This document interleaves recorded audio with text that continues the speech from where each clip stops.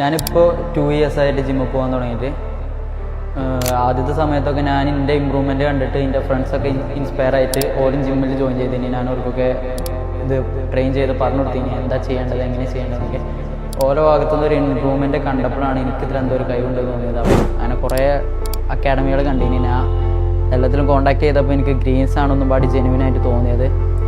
ഞാൻ ഗ്രീൻസിൽ ജോയിൻ ചെയ്തു. Reps സർട്ടിഫിക്കേഷനിൽ join ചെയ്തു.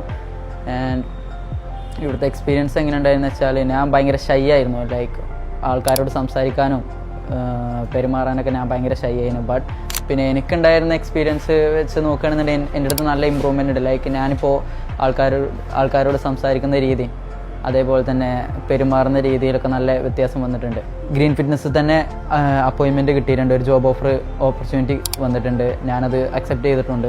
ജോയിൻ ചെയ്തിട്ട് വെറുതെ ഒരു സർട്ടിഫിക്കേഷൻ എടുക്കാമെന്നുള്ള രീതിയിലാണ് വരുന്നതെന്നുണ്ടെങ്കിൽ അത് എവിടെ രക്ഷപ്പെടില്ല. ബട്ട് ജോയിൻ ചെയ്തിട്ട് ഇവിടുന്ന് വല്ല നോളജും അതേപോലെ തന്നെ ഇൻഫർമേഷനൊക്കെ ലഭിക്കണം എന്നുള്ളവർക്കാണെന്നുണ്ടെങ്കിൽ ഗ്രീൻസ് ഞാൻ എന്തായാലും റെക്കമെൻഡ് ചെയ്യും.